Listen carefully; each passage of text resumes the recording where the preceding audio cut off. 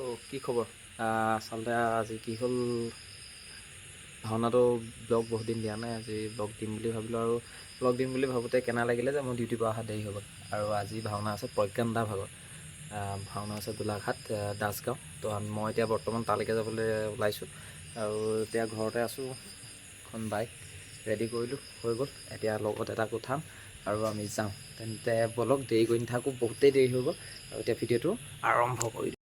বৰ্তমান আমি পাই গ'লোহি ভাওনা জেগাত, আৰু আহিয়ে প্ৰথম লগ পালোঁ আমাৰ ডিম্পল দাক। আপোনালোকে নিশ্চয় জ্ঞাত ডিম্পল দা, আমাৰ শ্ৰেষ্ঠ পুত্ৰ ডিম্পল দা। কি ক'ব? মই শ্ৰেষ্ঠ বুলি নাভাবোঁ যেনিবা।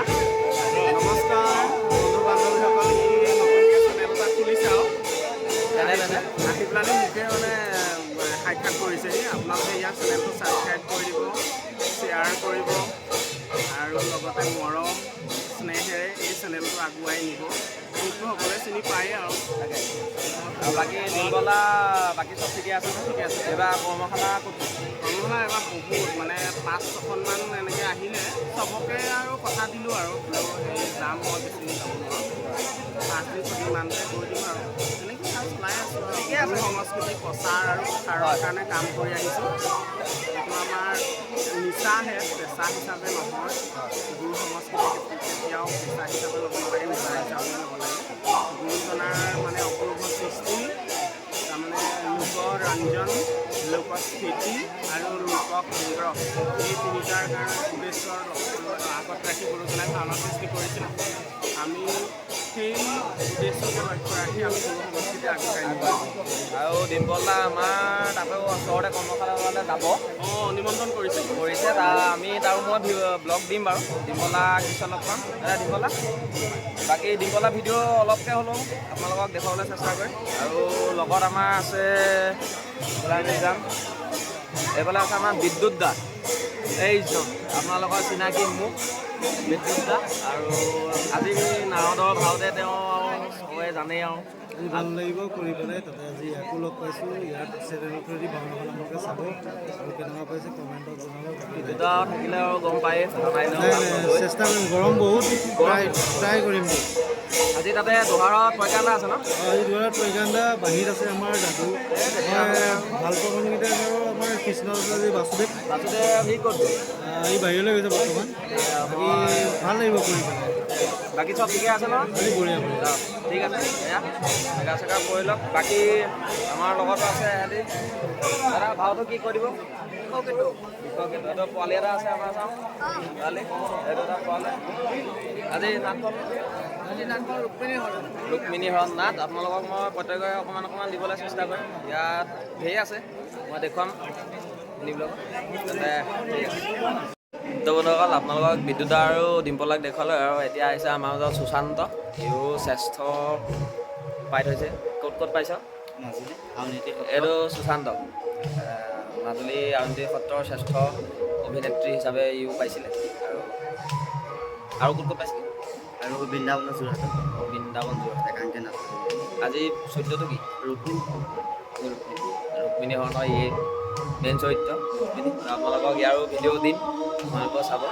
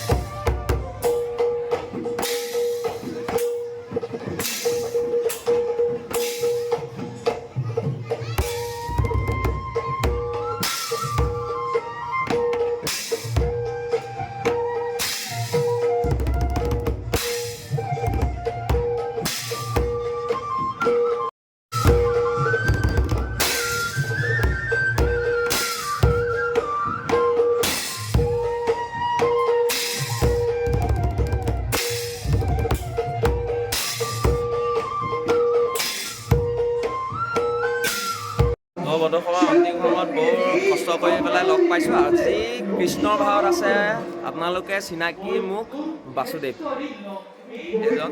নমস্কাৰ, সকলোৰে কি খবৰ? আশা কৰিছোঁ সকলোৰে ভাল। আৰু আজি আহিছোঁ ইয়াত ৰুক্মিণী হৰৰ নাটক আছে জান পাৰত, ভাইটো আহিছে চাবলৈ। বহুত দিন মই লগ পাইছোঁ প্ৰিয়। আৰু খবৰ দিছে নতুন এটা চেনেল খুলিছে, দেখিবলৈ পাইছে আপোনালোকে। তো আপোনালোকে এপ্ৰিচিয়েট কৰক, কিবা এটা পদক্ষেপ হাতত লৈছে, কিবা এটা ভাল কাম হাতত লৈছে। আপোনালোকক এনেকৈ ভাল ভাল ভিডিঅ' প্ৰভাইড কৰি থাকিব, আপোনালোকেও ছাপোৰ্ট কৰক। চেনেলটো ছাবস্ক্ৰাইব কৰি লাইক কমেণ্ট কৰি জনাওক কেনেকুৱা কৰিছে, কি কৰিছে, ভাল বেয়া সকলো জনাব, যাতে উৎসাহ পায় আৰু আগুৱাই যাব পাৰে আৰু ভাল ভাল কাম আপোনালোকক দি যাব পাৰে। আৰু অন্যই আমাক কি লাগে এপ্ৰিচিয়েট কৰিব, এয়া আশা কৰিলোঁ। বাকী জয় গুৰু শংকৰ, জয় ভাওনা সংস্কৃতি। তাকে এতিয়াৰ পৰা অভিজিতা য'ত থাকিব তেতিয়ালৈকে আপোনালোকে ব্লগ পাবলৈ একদম নিশ্চিন্ত থাকক, ব্লগ পাবই একদম ধন্যবাদ, বহুত বহুত বহুত মনত ৰাখিব। তো বন্ধুসকল, আজি এয়া প্ৰজ্ঞানদাক লগ পাই গ'লোঁ আৰু প্ৰজ্ঞানদা ওলাই আহিছে বৰ্তমান। সেইটো কাৰণে মই বোলো দুষাৰ প্ৰজ্ঞানদাকো সুধি লৈছোঁ। বাকী প্ৰজ্ঞানদা, ইয়ালৈ অহা কিমান দিন ভাওনাটো শেষ হ'বই হ'ল চাগে? অসমবাসী ৰাইজলৈ নমস্কাৰ জ্ঞাপন কৰিছোঁ। ৰুক্মিণী নাইকিয়া হৈ আছে। আৰু প্ৰজ্ঞানদা আজি বহুত বিশেষ আপোনাৰ চলাব পৰা নাই, যিহেতু আপোনাৰ ইমান হেৰি হৈ আছে। আৰু প্ৰজ্ঞানদা বহুত ব্যস্ত আচলতে। আপোনাৰ কৰ্মশালাটোতো এবাৰ চাগে অনেক আছে, কৰ্মশালা বা মানুহজনৰ চিন্তা। এতিয়া কেতিয়া যাব? কালিলৈ যামগৈ দুদান, তাৰপিছত পৰহিলৈ শিৱসাগৰ মৰাণ। এয়া প্ৰজ্ঞানদা বহুত ব্যস্ত, তাকে আমাৰো ভাগ্য, যিহেতু আমাৰ গুৰু আমাকে সময় দিব পৰা নাই এতিয়া বৰ্তমান প্ৰজ্ঞানদাক। গতিকে প্ৰজ্ঞানদাক লগ পাই অশেষ ভাল পালোঁ। ঠিক আছে, আজিলৈ ইমানেই।